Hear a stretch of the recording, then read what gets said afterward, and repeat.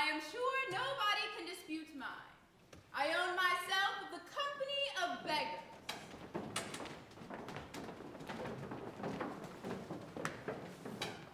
And I am sent now to bid you join us.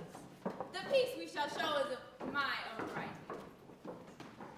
The music, contrary to all other ladies, pay no distinction to dress, and never partially mistake the pertness of embroidery for wit, nor the modesty of want for dullness. I have introduced the similes that are in all your celebrated operas: the swallow, the moth, the bee, the ship, the flower, etc. Besides, I have a prison scene which the ladies always reckon charmingly pathetic. I hope I may be forgiven, for I have not made my opera throughout unnatural like those in vogue, for I have no recitative. Otherwise, it must be allowed an opera in all its forms. Through the whole piece, you may observe such a similitude of manners in high and low life that it is difficult to determine in the fashionable vices, the fine gentleman imitate the gentleman of the road, or the gentleman of the road imitate the fine gentleman. Oh, it also carries with it a most excellent moral. It shows that the lower sort of people have their vices in a degree as well as the rich, but that they are punished for them. Come, play away the overture.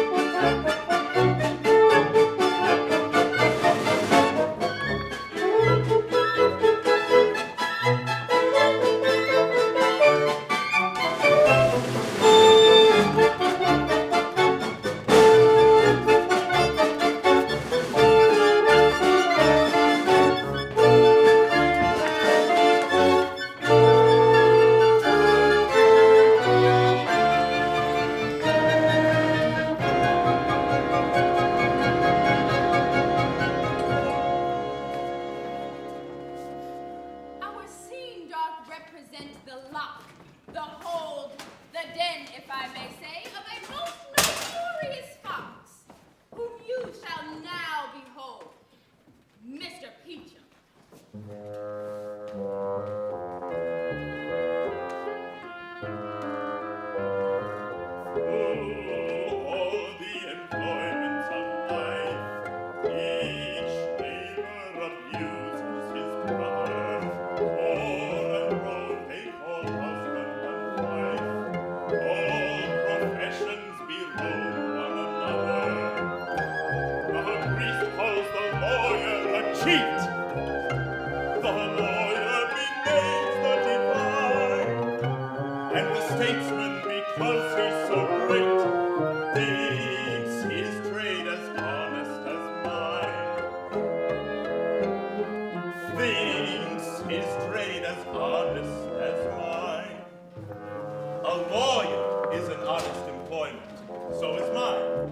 Like me too, he acts in a double capacity, both against rogues and for them.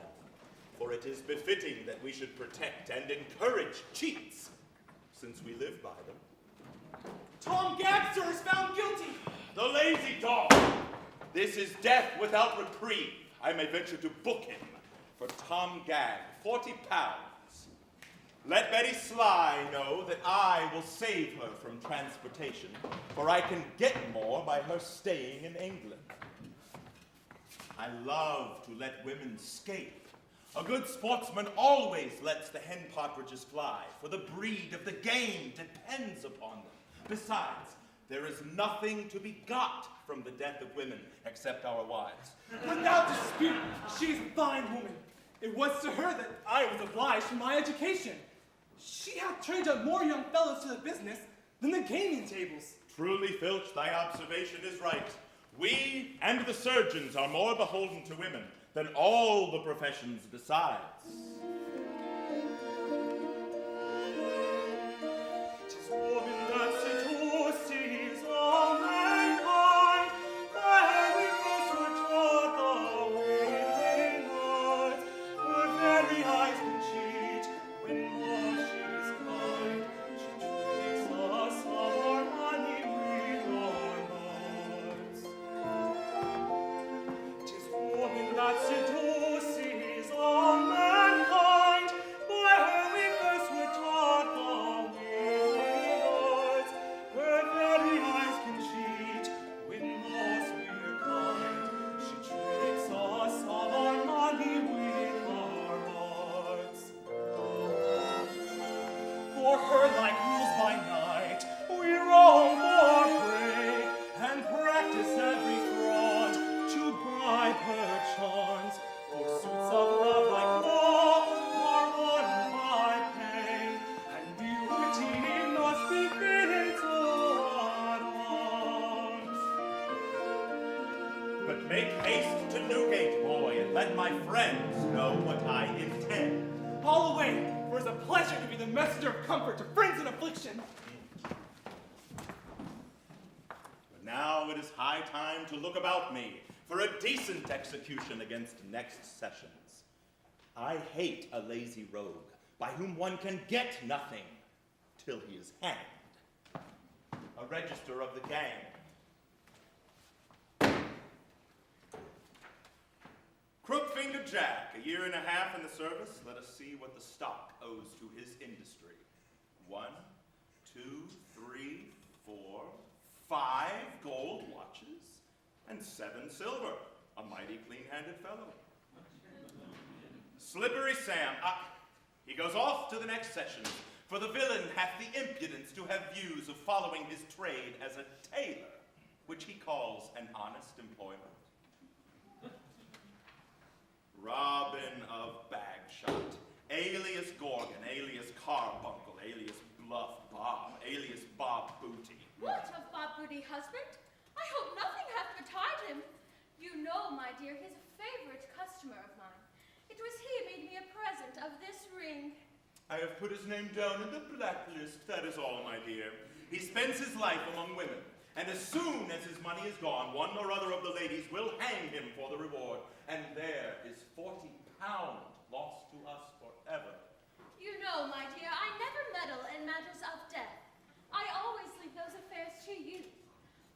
indeed are bitter bad judges in these cases, for they are so partial to the bird that they think every man handsome who is going to the camp or the gallows.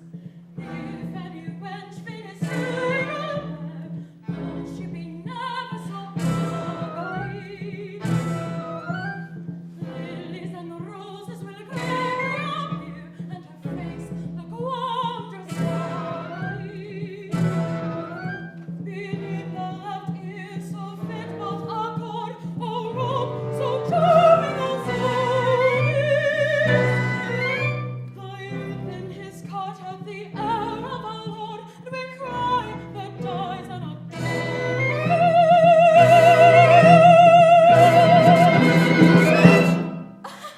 But really, husband, you should not be too hard-hearted, for you haven't had a finer, braver set of men than at present.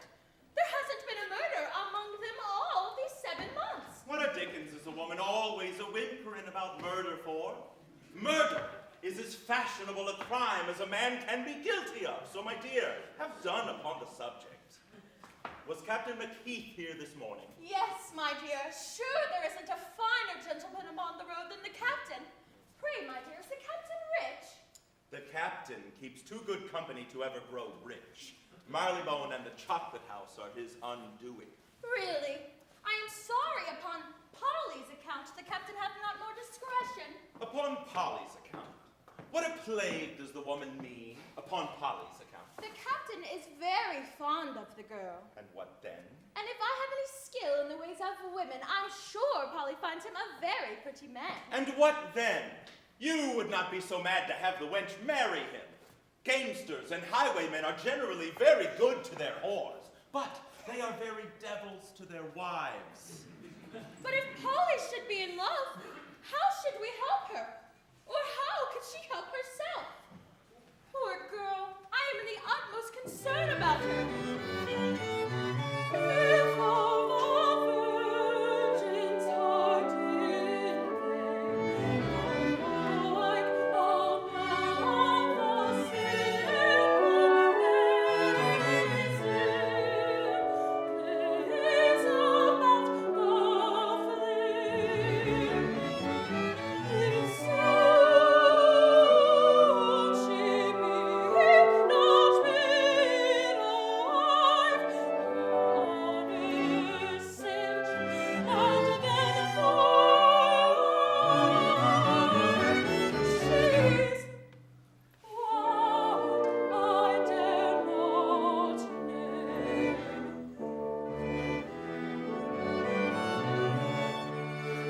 Look, you wife, I would indulge the girl as far as prudently we can in anything but marriage. Oh, married.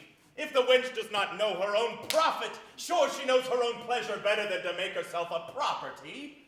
Married, I will go to her this moment and sift her. Never was a man more out of the way in an argument than my husband. Why must Polly forsooth differ from her sex and love only her husband?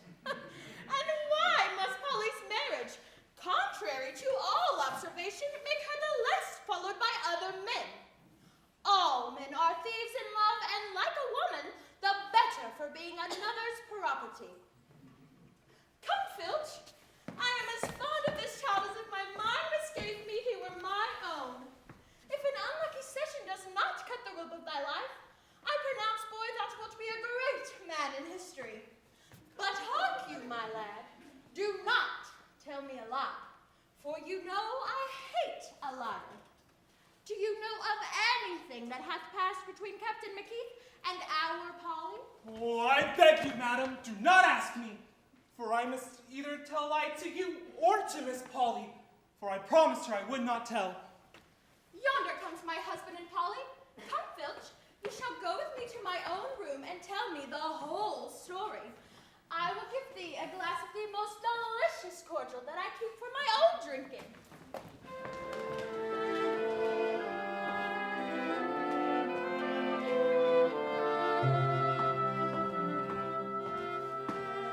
I know as well as any of the fine ladies how to make the most of myself and of my man too.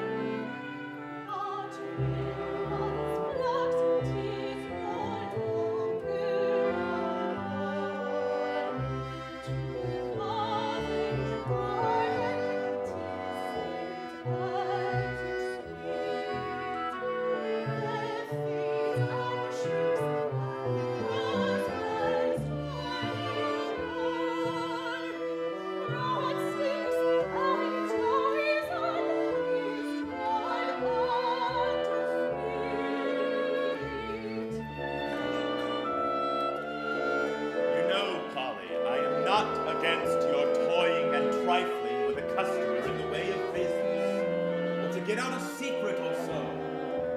But if I find that you have played the fool and are married, you jade you, I will cut your throat, hussy. Now you know my mind.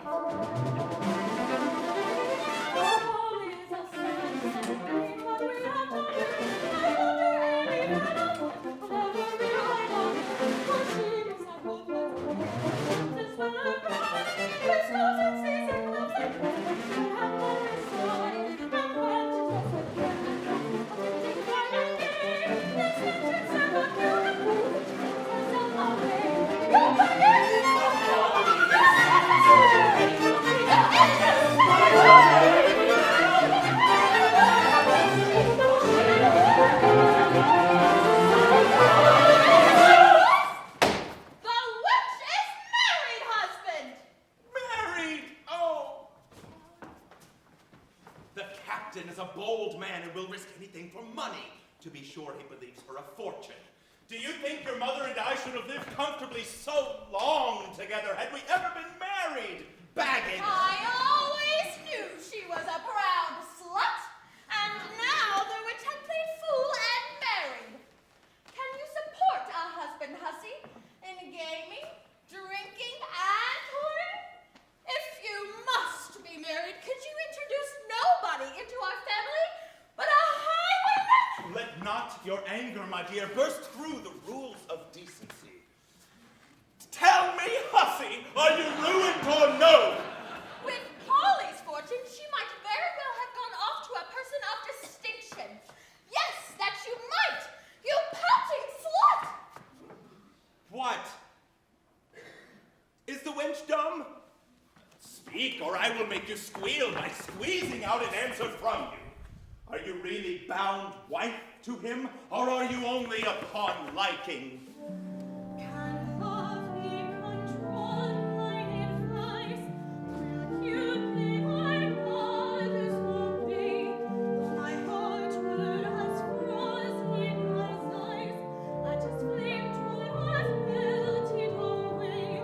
When he kissed me so closely he pressed, 'twas so sweet that I must have complied.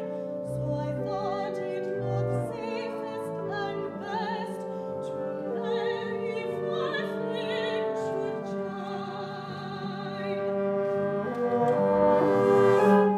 Then all the hopes of our family are gone forever and ever. And McKeith may hang his father and mother-in-law in hopes of getting into their daughter's fortune. I did not marry him as it is the fashion, coolly and deliberately for honor or money. But I love him. Oh, Love him!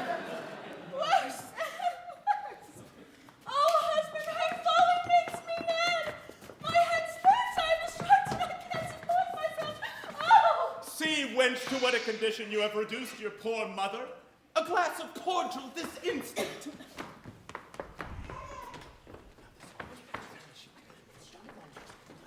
And see how the poor woman takes it to heart. Now, wench, this is the only comfort your mother has left. Give her another glass, sir. My mamma drinks double the quantity whenever she is out of order. This, you see, fetches her. The girl shows such a readiness and so much concern that I can almost find it in my heart to forgive her. Oh, Polly, might have torn and kissed my keeping in love. You keep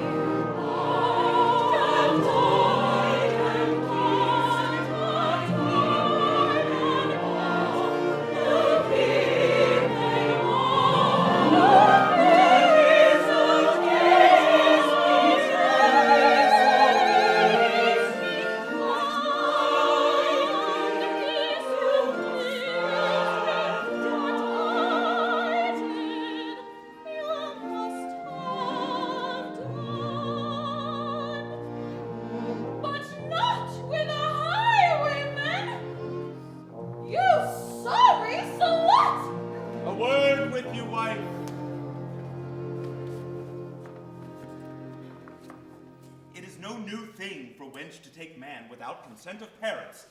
It is the frailty of woman, my dear. Yes, the sex is frail, but the first time a woman is frail, she should be somewhat nice, methinks, for then or never is the time to make her fortune. After that, she hath nothing to do but guard herself from being found out, and she may do what she pleases. Make yourself a little easy. I have a thought, shall soon set all matters again to rights. I am sensible, husband, that Captain McKeith is worth money. I am in doubt whether or not he had 2 or 3 wives already. And then, if he shall be impeached at the next session, Polly's dower will come into dispute. That indeed is a thought that is worthy of consideration. Lawyers are bitter enemies to those in our way. They do not care that anyone should get a clandestine livelihood but themselves. A fox may steal your head, sir, your health and pets, sir, your daughter of your chest, sir, your wife may steal your rest, sir, aggrieve your roads and plate, your plate, aggrieve your roads and plate. But this is all but taken, with reverence, chest and children. The devil was decreed, serving lawyers and his deeds, sir. He steals your whole estate. He steals your whole estate.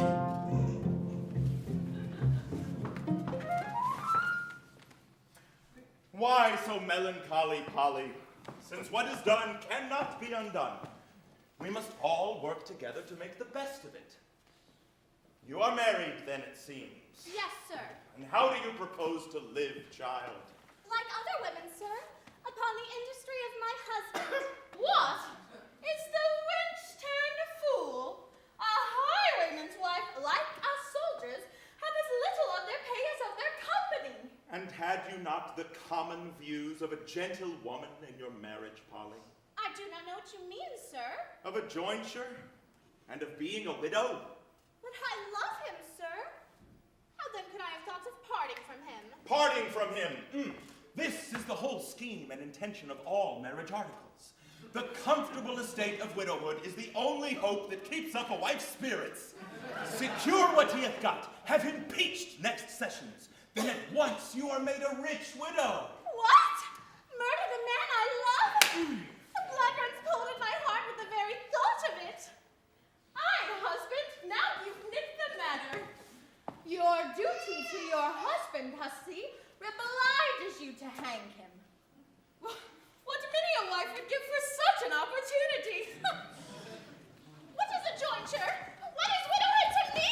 I know my heart. I cannot survive him.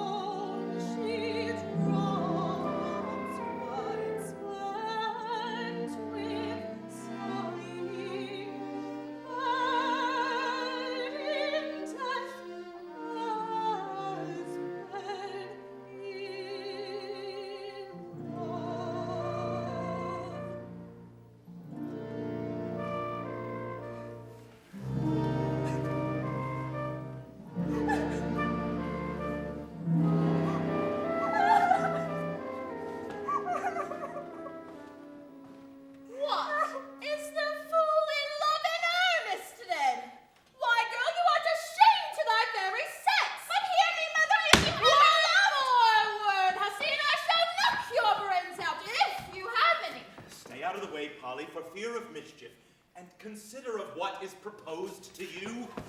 Away, hussy! Hang your husband and be dutiful! The thing, husband, must and shall be done. For the sake of intelligence, we must have Captain McKee impeached at the next session, without her consent. If she will not know her duty, we know ours. I will undertake to manage Polly. And I will prepare matters for the Old Bailey. Now I'm a wretch indeed.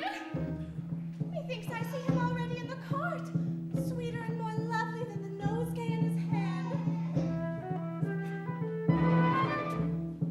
I hear the crowd extolling his resolution and intrepidity.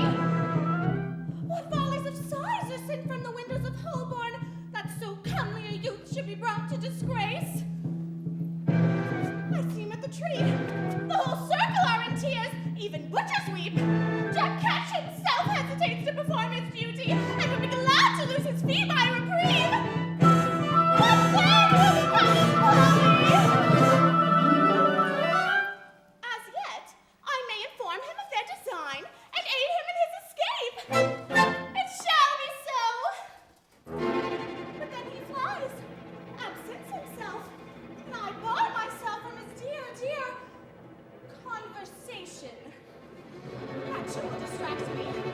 If you keep out of the way, my papa and mama may in time relent, and we may be happy. If he stays, he is hanged, and then he is lost forever.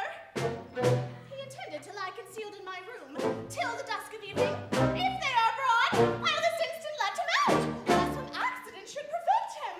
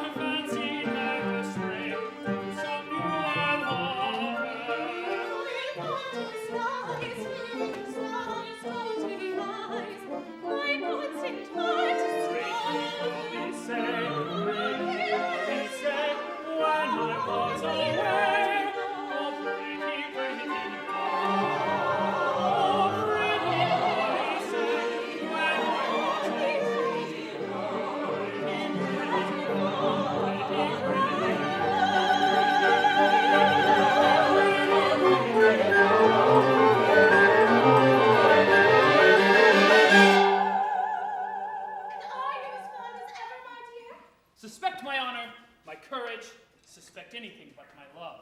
Nay, my dear, I have no reason to doubt you, for I find in the romance you lent me, none of the great heroes were ever false in love. My heart was so free, it rode like a bee, till Polly my passion would quite end. My heart was so free, it rode like a bee, till Polly my passion would quite end.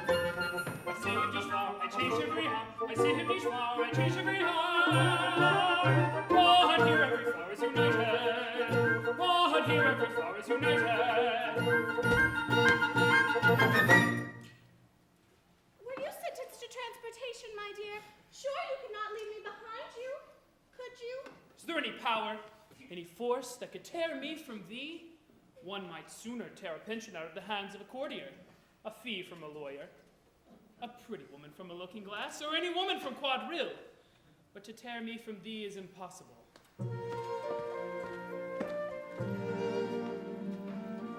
I laid on green lands, and in my arms embraced my lass.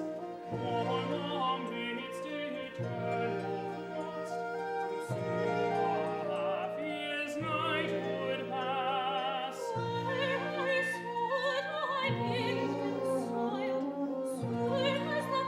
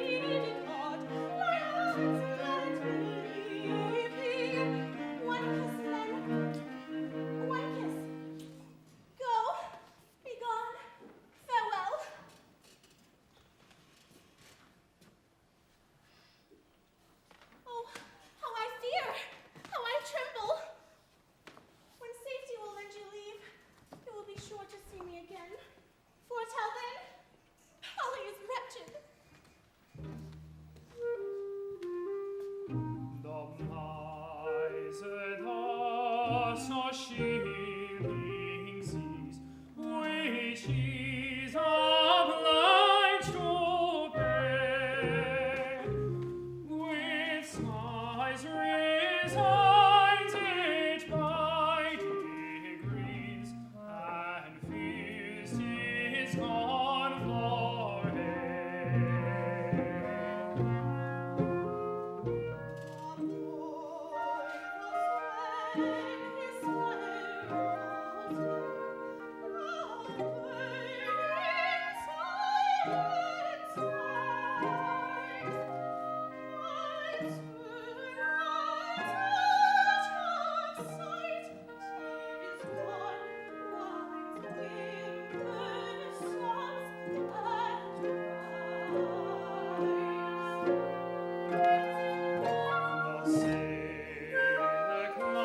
Climbs the swaying mast, to bid his long adieu, till home and friends are lost at last, and darkness hides the darkness hides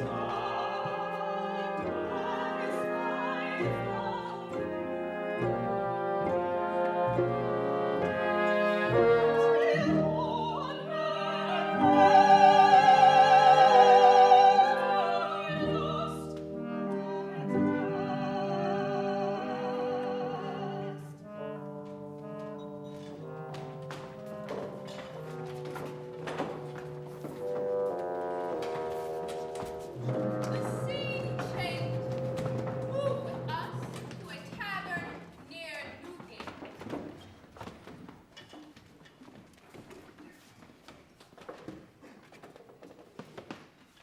Prithee, Matt, what has become of thy brother Tom?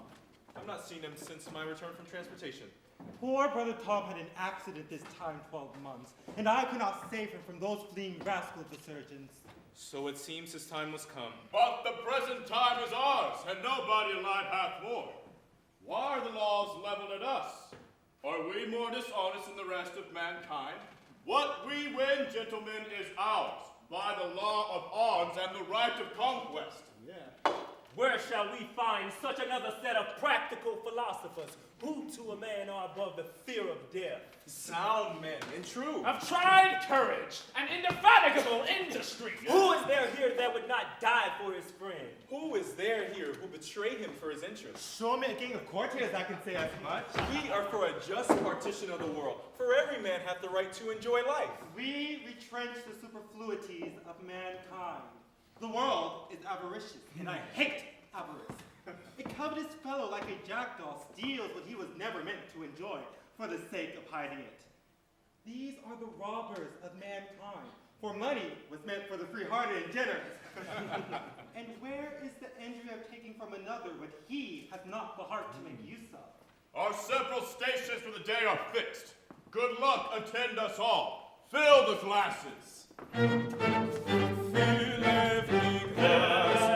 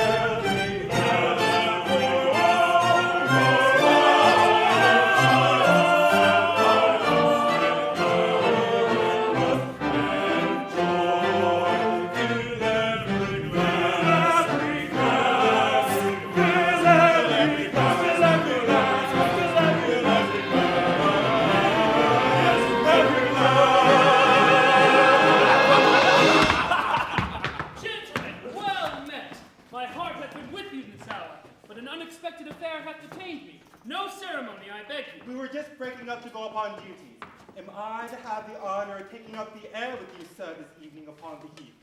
I know that about this time there'll be passengers upon the western road who are worth speaking with. I was to have been at that party, but... But what, sir?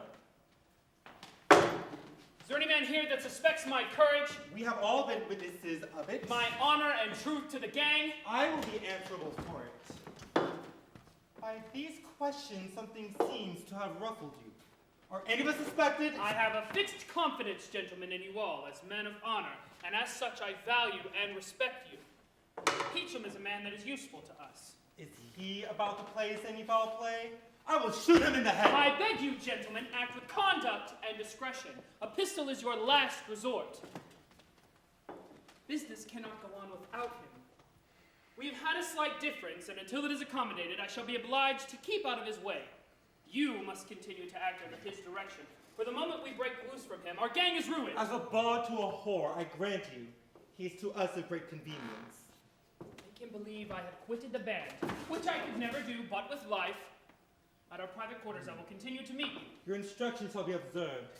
It is now high time for us to repair to our several duties. So, till the evening at our quarters in Moorfield, we bid you farewell. I shall wish myself with you. Success attend you.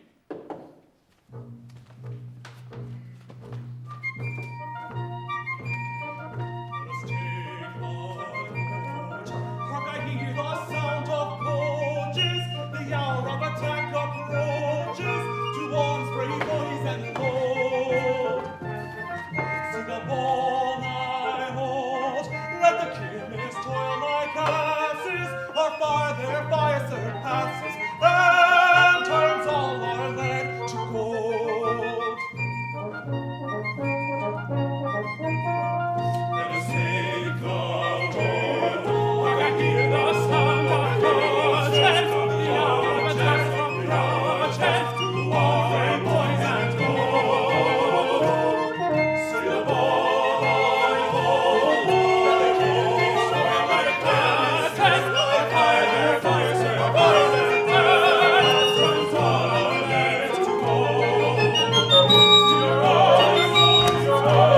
our fire their fire surpasses, and turns all our land to gold.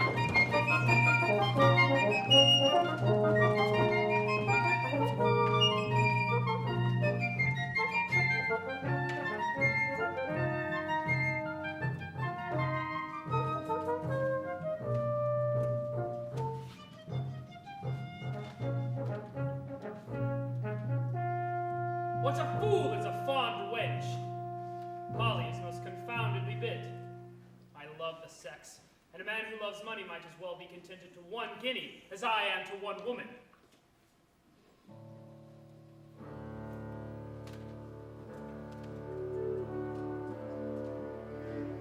If the heart of a man is depressed with cares, the mist is dispelled when a woman appears. Like the notes of a fiddle, she sweetly, sweetly raises the spirits and charms our ears. Roses and lilies her cheeks disclose. Of her ripe lips are more sweet than those. Caress her, with blisses her kisses dissolve us in pleasure and soft repose.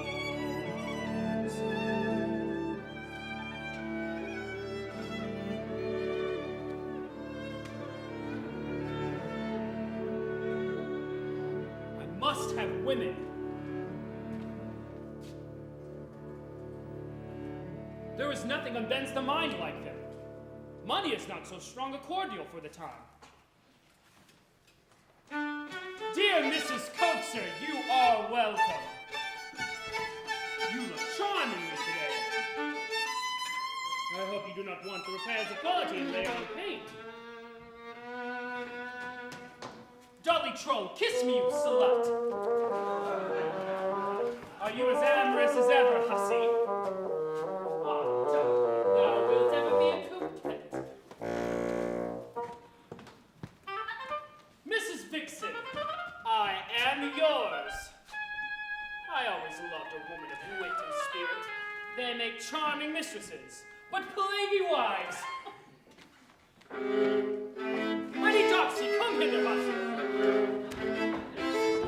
Do you drink as hard as ever? You should stick to good, wholesome beer, for in troth many strong waters will in time ruin your constitution. You should leave those to your betters.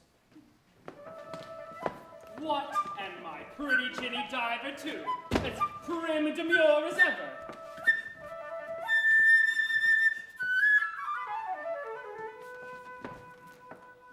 Thou art a dear, artful hypocrite. Mrs. Slamikin. As careless and genteel as ever. All you ladies who know your own beauty, affect an undress. But see, here is Suki hardly come to contradict what I was saying. Everything she gets one way, she lays out upon her back.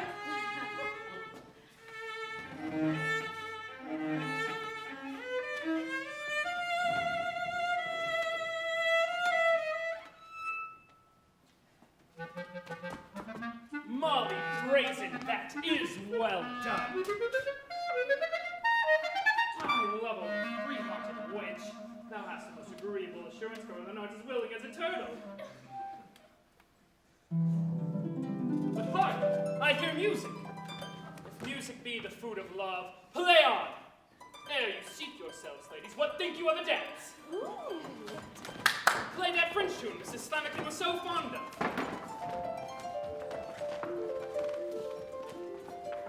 Use the season made for choice. Love is then our duty. She alone who that employs well deserves her beauty. Let's be gay while we may. Beauty's our smartest wise in the game.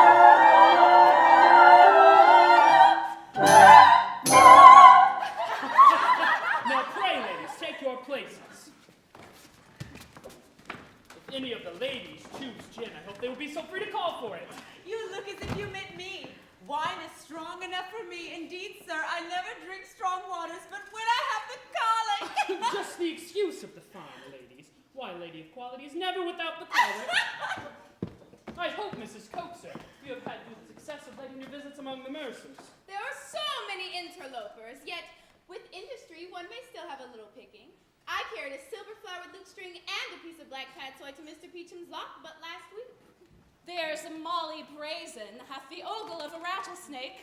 She riveted the linen draper's eye so fast upon her that he was nicked of 3 pieces of cambric before he could look off. Oh, dear madam, but sure, nothing can come up to your handling of laces, and then you have such a sweet, deluding tongue. To cheat a man is nothing, but the woman must have fine parts indeed who cheats a woman. Lace, madam, lies in small compass and is of easy conveyance. You are apt, madam, to think too well of your friends. If any woman hath more art than another, to be sure, it is Jenny Diver. Though her fellow be never so agreeable, she can pick his pocket as coolly, as if money were her only pleasure. Now that is a command of the pleasures uncommon to a woman. Indeed, I never go to the tavern with a man but in the view of business. I have other hours and other sort of men for my pleasure. But had I your address, madam... Have done with your compliments, ladies, and drink about. You are not so fond of me, Jenny, as you used to be. 'Tis not convenient, sir, to show my fondness among so many rivals. It is your own choice, and not the warmth of my inclination that will determine you. Before the fort or crowing, come caught by hens untended. His eyes around him throwing, stands for a while suspended. Then one he singles from the fruit, and cheers the happy head. With the how do you do, and the how do you do, and the how do you do again. And the how do you do, and the how do you do, and the how do you do, and the how do you do, and the how do you do, and the how do you do, and the how do you do, and the how do you do again. With the how do you do again. Ah, Jenny, thou art a dear slut.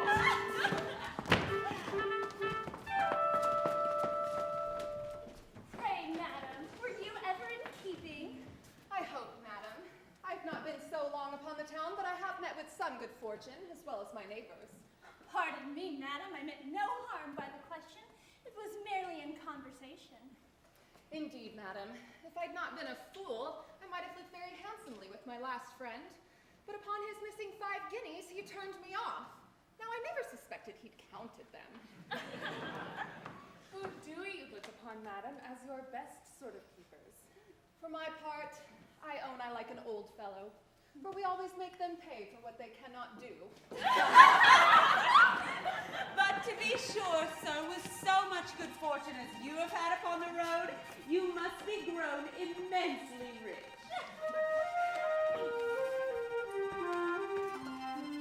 Gangsters and lawyers are jugglers alike.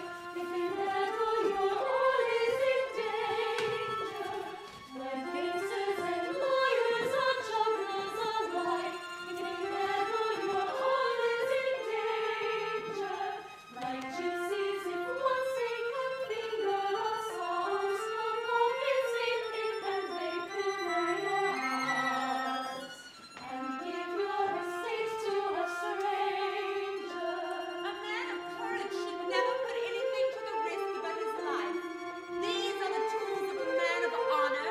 Cards and dice are only fit for cowardly cheats who prey on their friends. This service we took for your hand. Besides your loss of money, it is a loss to the ladies. Gaming takes you off from women. How fond could I be of you? But with more company, 'tis ill bred. Wanton hussy.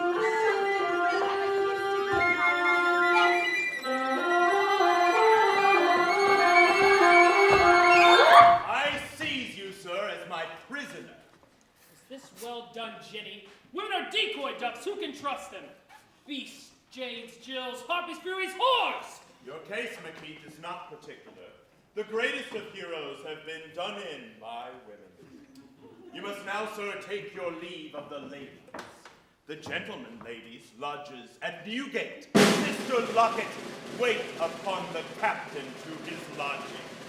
I shall suffer with pleasure. I shall suffer with pleasure. Oh, where I live in all the times of it, I shall find no such furies as these are. Find no such furies as these are. I shall take care the reckoning shall be discharged.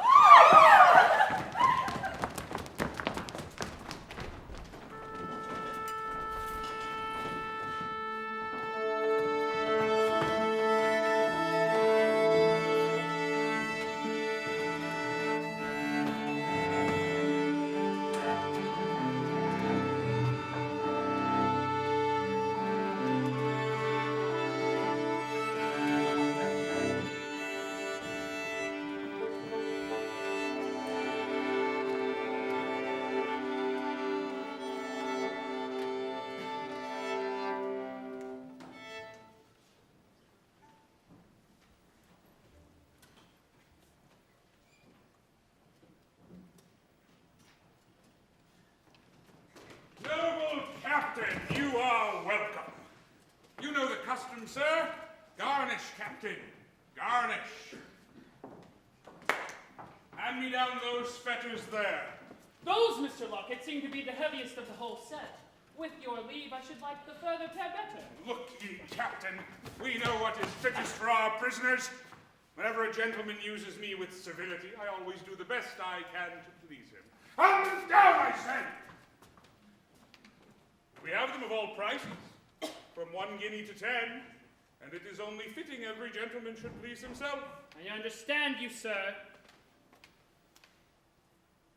The fees here are so many and so exorbitant that few fortunes can bear the expense of getting off handsomely, or of dying like a gentleman. Had I the finest gentleman in the land in my custody, I could not equip him more handsomely. And so, sir, I now leave you to your private meditations.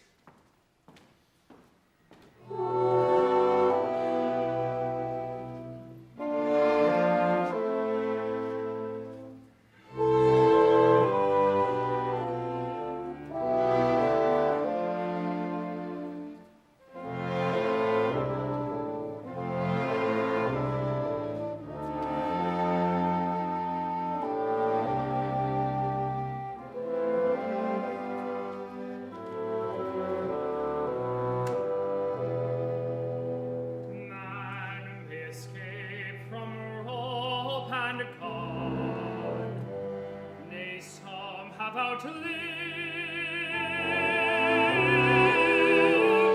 nor doctors who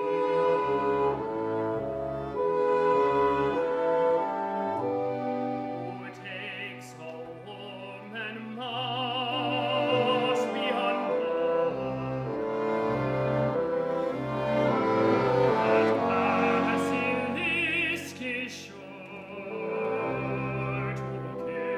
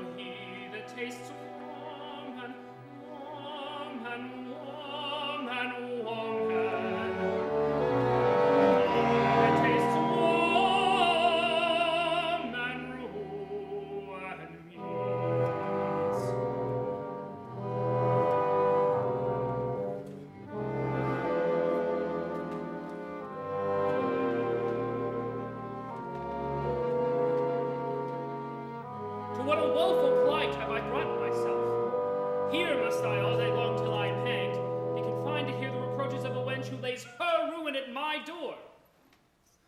I'm in the custody of her father, and to be sure, if he knows of the matter, I shall have a fine time of it betwixt this and my execution. But I promised the wench marriage. What signifies a promise to a woman? Does not man in marriage itself promise 100 things he never means to perform? Do all we can, women will believe us, for they look on a promise as a means for following their own inclination.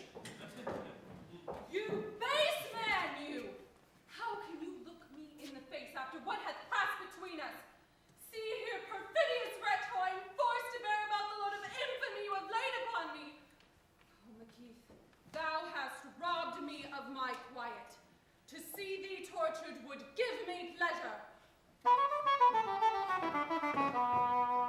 Thus when a good housewife sees a rat in her trap in the morning taken, thus when a good housewife sees a rat in her trap in the morning taken, with pleasure a heart goes up to it, and revenge for loss of bacon, then she throws it to the bucket to remove it fresh and shaken, and shaken, and shaken.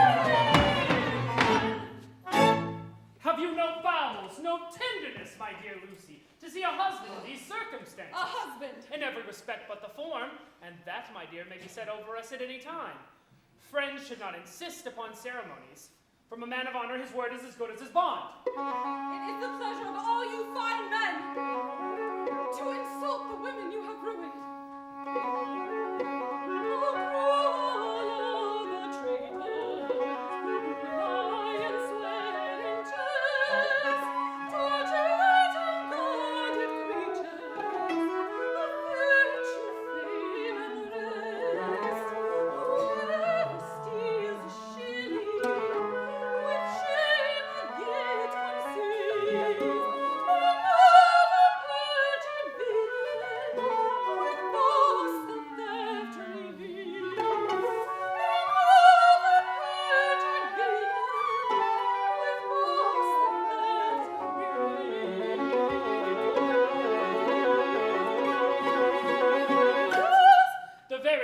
Opportunity, my dear Lucy. Have but patience. You shall be my wife in whatever manner you please. Insinuating monster.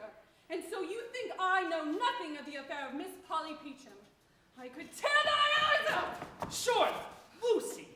You should not be such a fool as to be jealous of Polly. Are you not married to her, you brute, you? It is true. I go to the house, I chat with the girl, I kiss her, I say 1,000 things to her as all gentlemen do to divert myself. And now the silly jade had said it about that I am married to her. Sure, Lucy, these violent passions may be of ill consequence to someone in your condition. Come, come, Captain. For all your assurance, you know that Miss Polly hath put it out of your power to do me the justice you promised me. To prove you of my sincerity, if we can find the chaplain, I shall have no scruples of making you my wife. And I know the consequence of having two at a time. Yonder is my father. Perhaps this way we may light upon the chaplain who shall try, if you be as good as your word. For I long to be made an honest woman.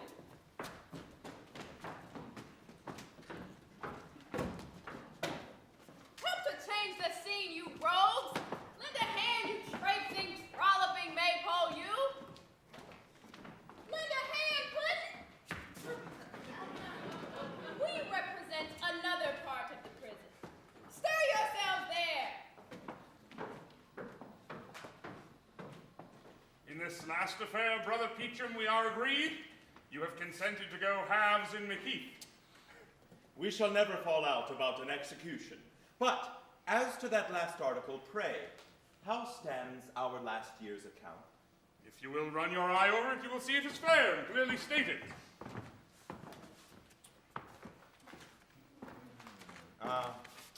Here is poor Ned Clincher's name, I see. Sure, Brother Lockett, there was a little unfair proceeding in Ned's case, for he told me in the condemned hold that for value received you had promised him a sessions or two longer without molestation. Mr. Peachum, this is the first time my honor was ever called in question. Business is at an end, if once we act dishonorably. Who accuses me? You are warm, brother. He that attacks my honor attacks my livelihood, and this usage, sir, is not to be borne. Since you provoke me to speak, I must tell you, too, that Mrs. Coaxer charges you with defrauding her of her information money for the apprehending of curl-pated Hugh. Indeed, brother, we must punctually pay our spies, or we shall have no information. Is this language to me, sir, who have saved you from the gallows, sir? If I am to be hanged, it shall be for ridding the world of an errant rascal. This hand shall do the office of the halter you deserve and throttle you, you dog! Franny! You saddle goose! You speckled crab! Brother! We are both in the wrong. We shall both be losers in the dispute, for you know we have it in our power to hang each other. You should not be so passionate. Or you so provoking. It is in our best interest. It is in the interest of the world we should agree. If I said anything, brother, to the prejudice of your character, I ask pardon. But now I must step away, for I expect a gentleman about the snuff box that Filch named in the park 2 nights ago. Whence come you, hussy? My tears might answer that question. You have then been whimpering and fondling like a spaniel over that fellow that hath abused you. One cannot help love. One cannot cure it. For it is not in my power to obey you and hate him. Learn to bear your husband's death like a reasonable woman. It is not so much the fashion nowadays as to affect sorrow on these occasions. Act like a woman of spirit, hussy, and thank your father for what he is doing.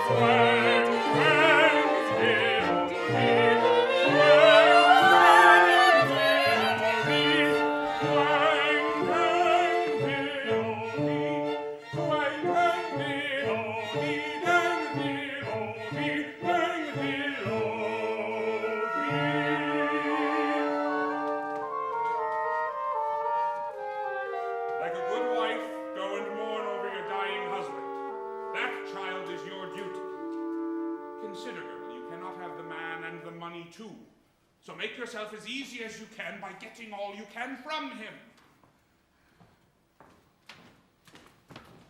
Oh, sir, my father's hard heart is not to be softened, and I am in the utmost despair. But if I could raise a small sum, would not 20 guineas think you move him?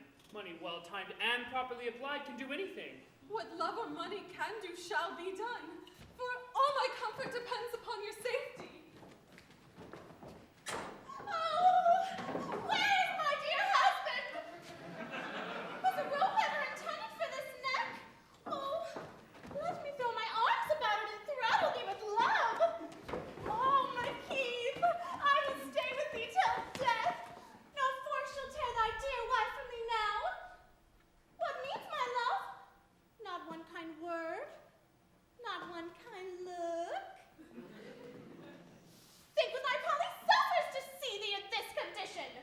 Must disown her. The witch is distracted. Am I then built of my virtue? Can I have no reparation? Sure, men were born to lie and women to believe them. Oh, villain, villain! Am I not thy wife? Thy neglect of me, thy aversion to me too severely proves it. Look on me. Tell me, am I not thy wife? Perfidious wretch! Barbarous husband! Hadst thou been hanged 5 months ago, I had been happy. And I too! Art thou then married to one another? Hast thou 2 wives, monster? If women's tongues can cease for an answer, hear me. I will not. Flesh and blood for a family. I not claim my own justice makes me speak. How happy could I be with either were t'other dear charmer away? But why you deceive me together to neither a word will I say? But coverall, coverall, coverall, coverall, coverall, ray. But why you deceive me together to neither a word will I say? To neither a word will I say? I'm puzzled, I am puzzled and puzzled and when you come to the church of the head of the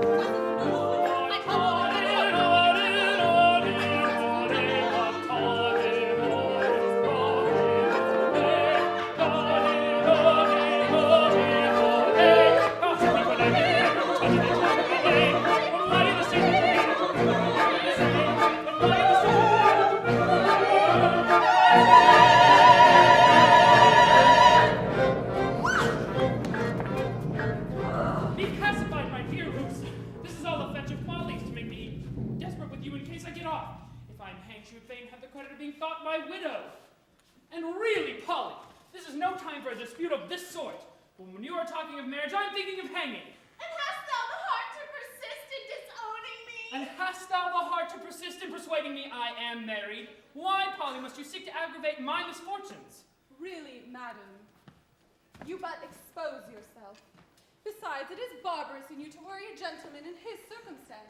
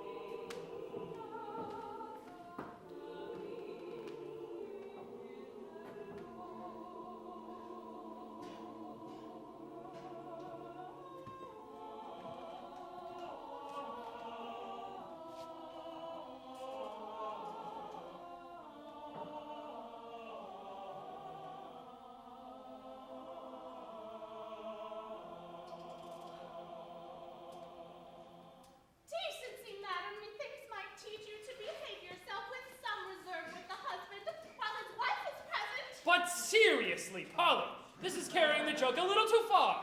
If you are determined, madam, to raise a disturbance in the prison, I shall be obliged to send for the turnkey to show you the door. I am sorry, madam, you force me to be so ill-bred. Give me leave to tell you, madam, these forward airs do not become you in the least, madam, and my duty, madam, obliges me to stay with my husband, madam. Madam, good, if you thus distracted, and awful thing he did, and awful thing he did, the temple was concerned, madam, good. Saucy cheat, sure the wench is tipsy, how can you see me, how can you see me, the scoff of such a gypsy saucy Jane.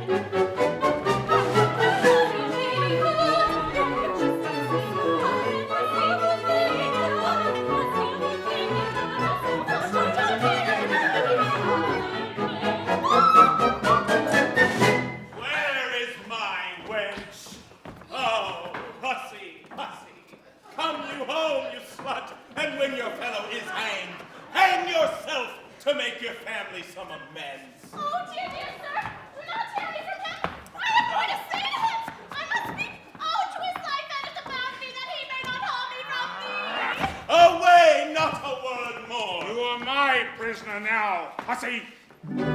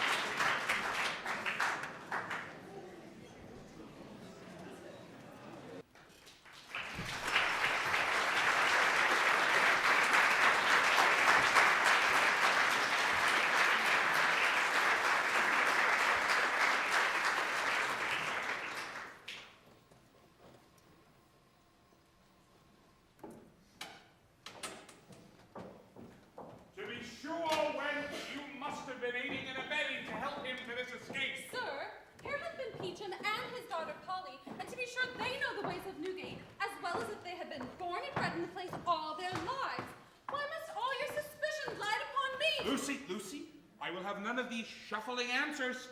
Well then, if I know anything of him, I wish I may be burnt! Keep your temper, Lucy, or I will pronounce you guilty. I do wish I may be burnt, I do! And what more can I say to convince you?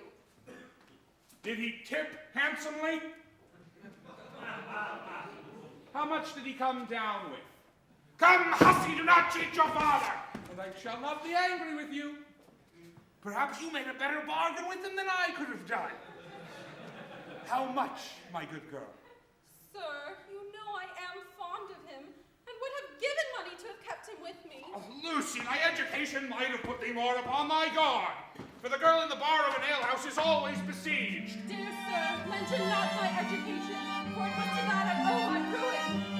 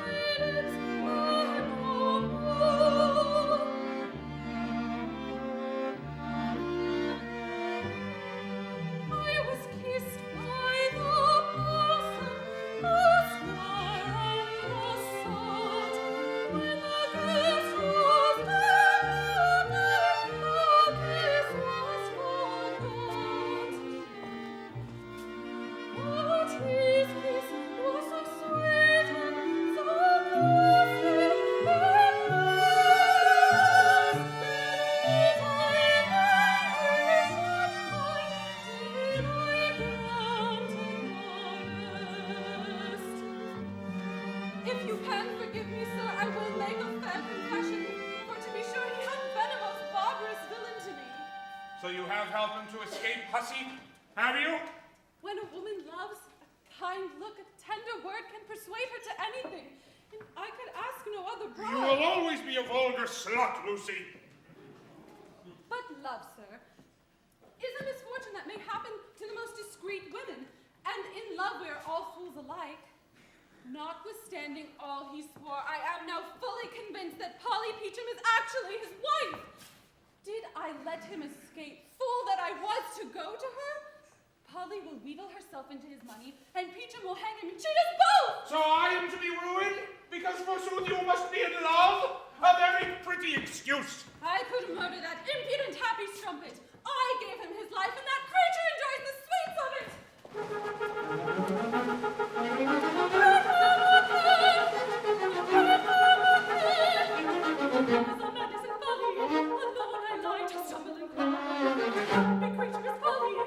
Such a wretch as I.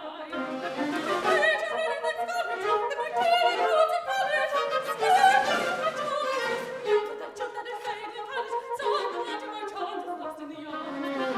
That vain and honest, this is my resentment of arms, this is my resentment of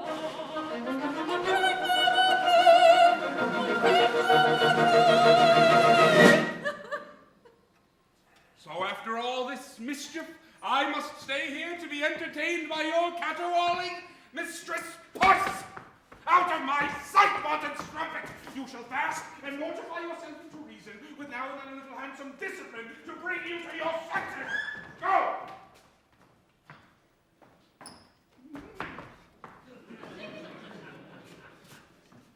Peachum then intends to outwit me in this affair, but I will be even with him. The dog is leaky in his liquor, so I will ply him that way. Get the secret from him and turn this affair to my own advantage. I'll go to him at his lock, artfully get into his secret, so that McKeith will not remain a day longer out of my clutches.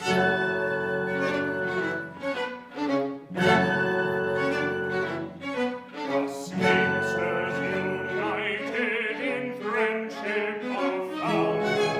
They know that their industry all is achieved. They flock to their prey at the dice box's sound, and joy to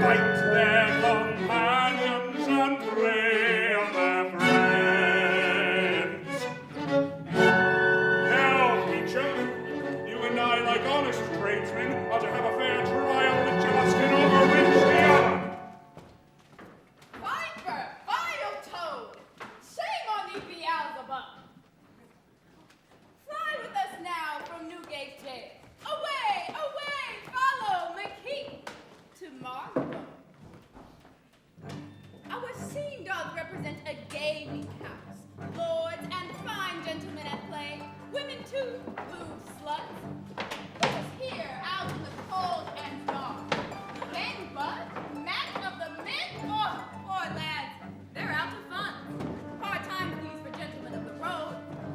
Look through that window, Ben. Look, Mac. Who do you see? McKee at liberty, plucking plump fowl within there.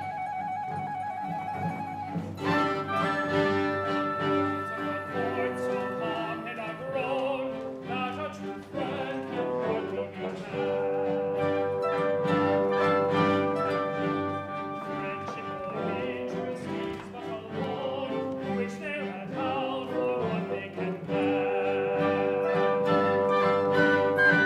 'Tis true you find some friends so kind, who'll give you good counsel themselves to be fair. And some a poor lady that promise they pay, but she feels no pity from friend to friend.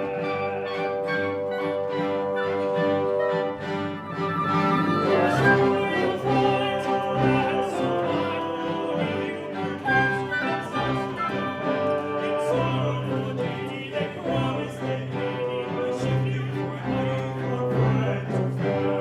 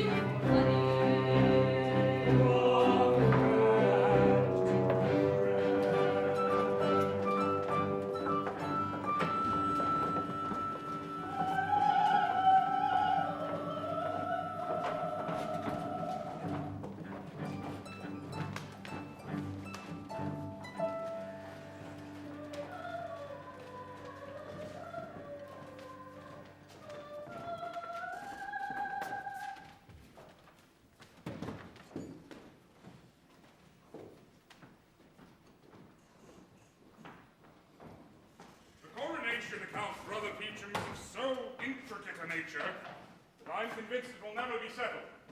But, brother, it is impossible for us to enter now upon this affair. We should have all day before us.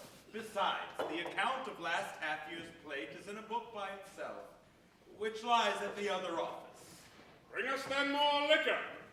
Today shall be for pleasure, tomorrow for business. Ah, brother, those daughters of ours are two slippery hussies. Oh. Keep a watchful eye on Polly, and McKeith in a day or two shall be our own again. What gudgeons are we men, every woman's easy prey, though we have felt the hook again. We bite and they betray. We bite and they betray. A bird that hath been trapped, when he hears his calling, Here's his mate. to her he flies again. He's clapped Again he's clapped. within the wiry grate. Within the wiry grate. The wiry grate. Sir, there's a Mrs. Diana Trace wants to speak with you. Shall we let her enter, Brother Lockett? By all means, she is a good customer and a fine-spoken woman. And a woman who drinks and talks freely will enliven the conversation. Desire her to walk in. Ah, My dear Mrs. Dye, your servant. Oh, one may know by your kiss, madam, that your gin is excellent. I was always very curious in my liquors. There is no perfumed breath like it. I have long been acquainted with the flavor of those lips, have I not, Mrs. Dye? Fill it up. I take as large draughts of liquor as I did of love. And I hate a flincher in either. The days of my youth I could be like a dove. Of my youth I could be like a dove, like a sparrow at all times was ready for love.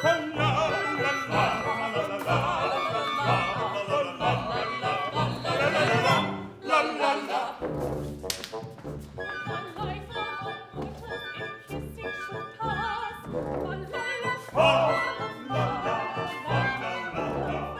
Mortals in kissing should pass. Like a ripple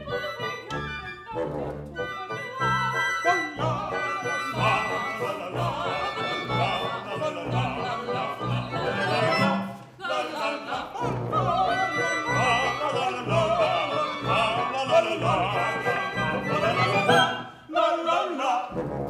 But now, Mr. Mitchum, to our business.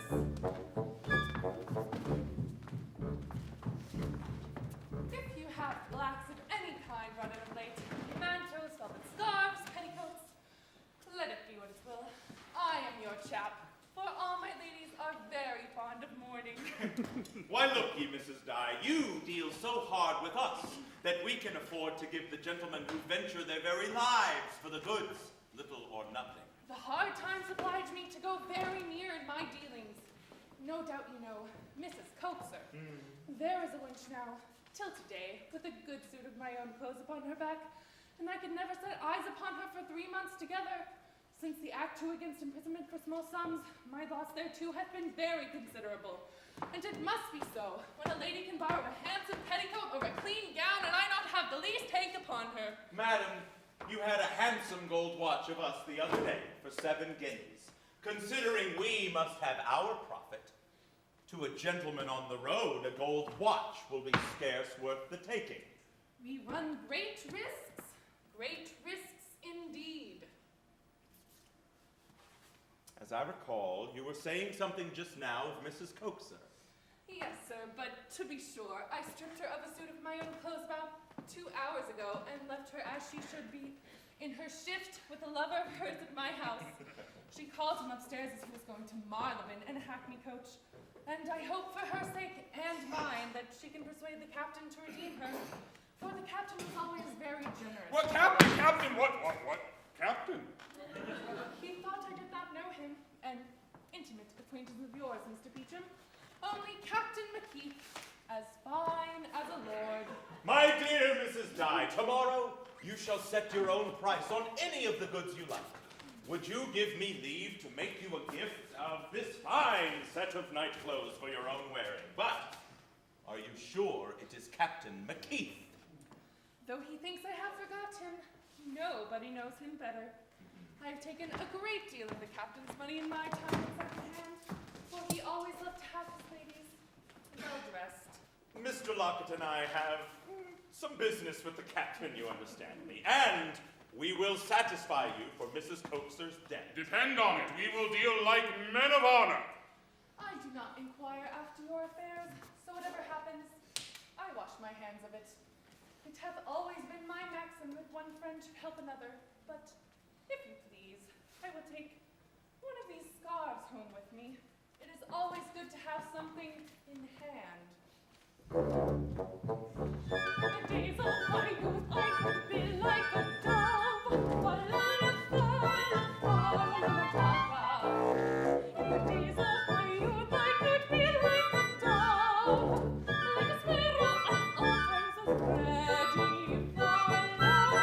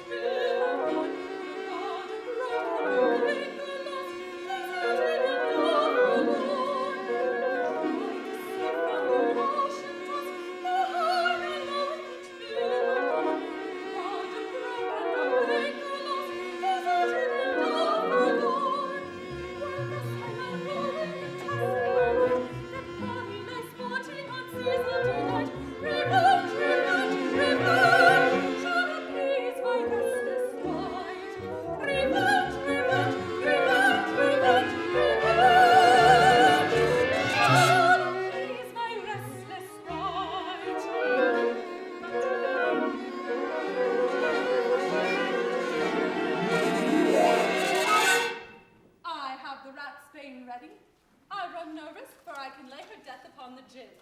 And so many die of that naturally, I shall never be called into question. But they were to be hanged.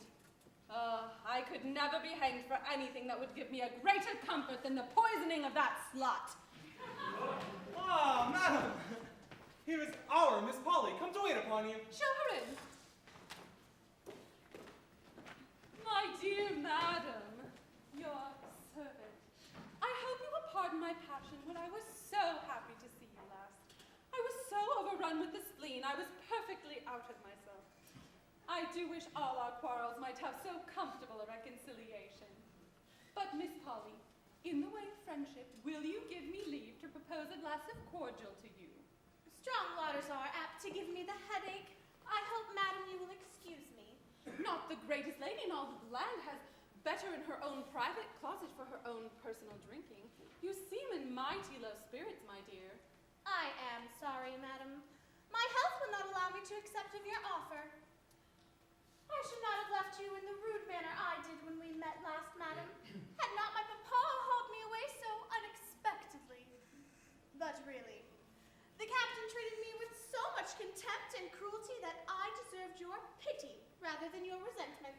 But since his escape, no doubt, all matters are made up again. Ah, Polly, Polly, it is I, the unhappy wife. He loves you as if you were only his mistress. Sure, madam, you cannot think me so happy as to be the object of your jealousy. A man is always afraid of a woman who loves him too well, so that I must expect to be avoided and neglected. Then our cases, my dear Polly, are exactly alike. Both of us indeed have been too fond.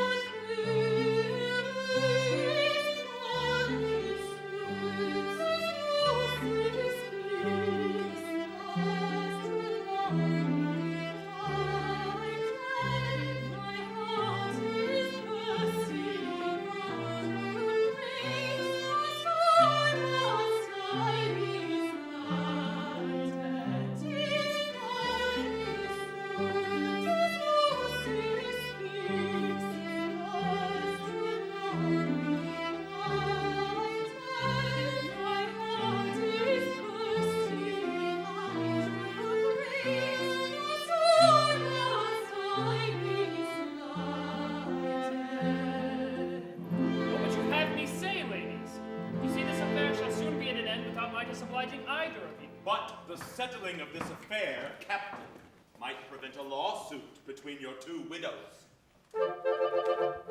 Which way shall I turn me? How can I decide? Is the day of our death or as fun as our bride? One wife is too much for most husbands to bear, but two at a time there's no more to bear. This way and that way, and which way I will, what will come, but the one t'other wife would take ill. This way and that way, and which way I will, what will come, but the one t'other wife would take ill. If his own misfortunes have made him insensible to mine, a father sure will have more compassion. Dear, dear sir, save the material evidence and bring him off at his trial. Polly upon her knees begs it of you.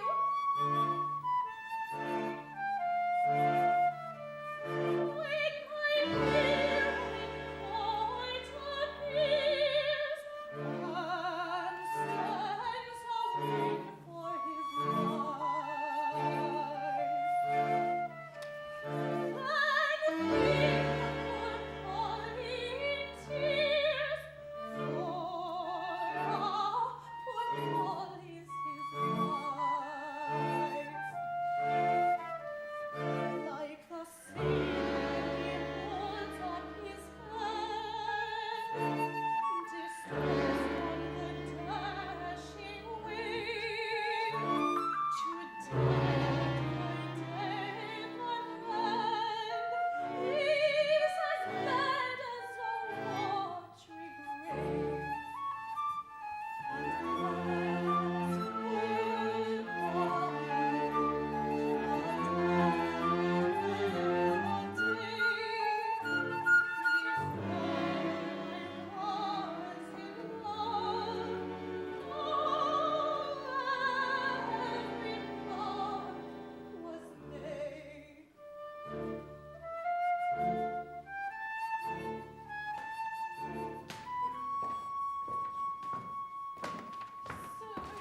If Peacham's heart is to be hardened, sure you, sir, will have more compassion on a daughter, for I know the evidence is in your power.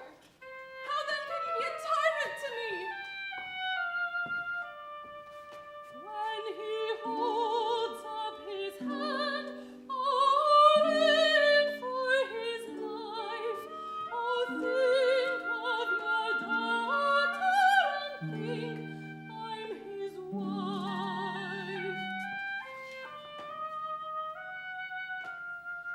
When he holds up his hand, in for his life, oh, think of your daughter and think I'm his wife.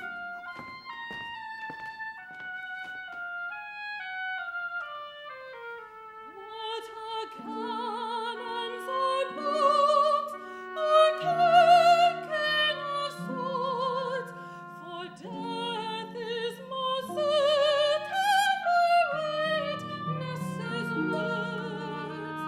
Then nail up your lips that dread thunder allay, and each month of my life, and each month of my life will hereafter begin.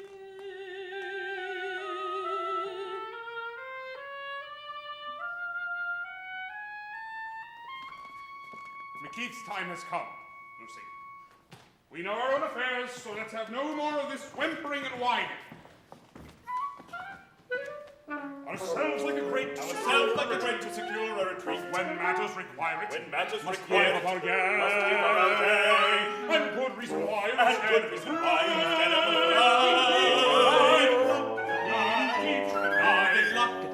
Like poor petty rascals might hang. Like poor petty rascals might hang. Set your heart at rest, Polly.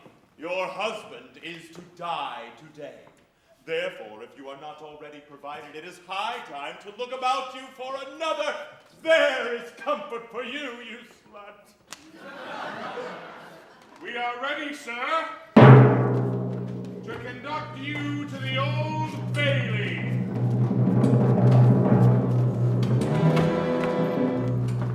The charges prepared, the lawyers on hand, the judges arrange a terrible show. He goes undismayed, for death is a debt on demand, so take what he owes and farewell.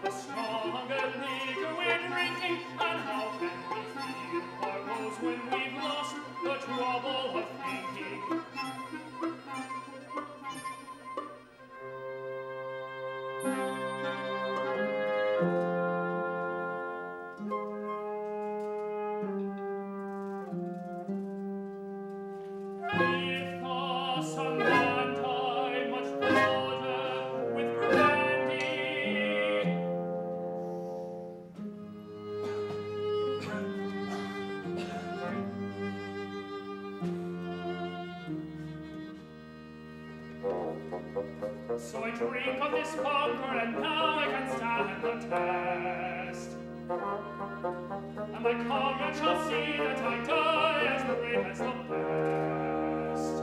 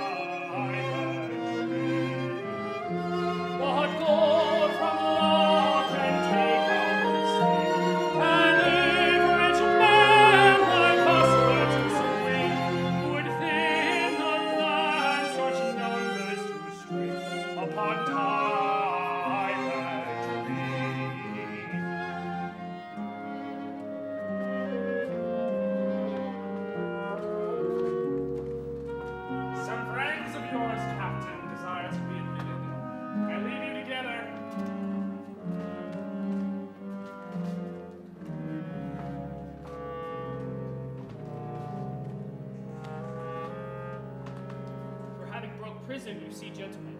I am ordered immediate execution. The sheriff's officers, I believe, are now at the door. That Jimmy Tweeter should peach me, I own, surprised me. It is a plain proof that the world is all alike, and that even our gang can no more trust one another than other people. Therefore, I beg you, gentlemen, look well to yourselves, for in all probability you may live some months longer.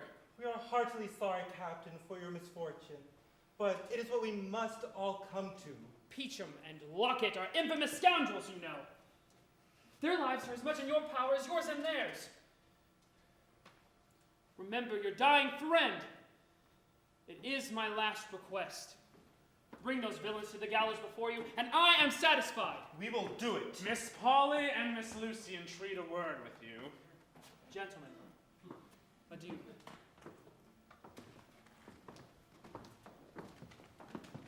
My dear Lucy,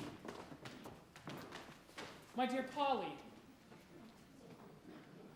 whatsoever hath passed between us is now at an end.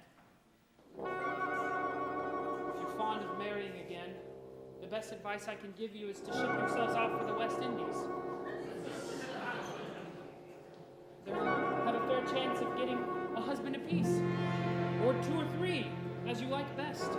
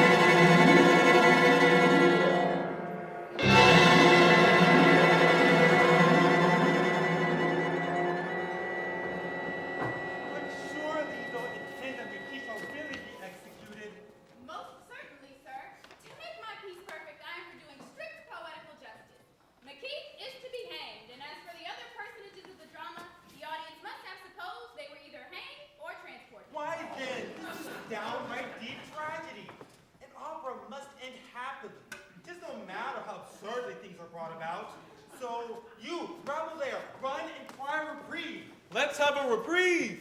Oh, pray, do please command a reprieve. Do no such thing. The peace must carry a moral. Vice must meet with its right reward. Which would you rather, the moral or the reprieve? Reprieve! Reprieve! Reprieve! Reprieve! Dept and you are saved! Gentlemen, gentlemen. The play as I wrote it would have carried a most excellent moral. It would have shown that the lower sort of people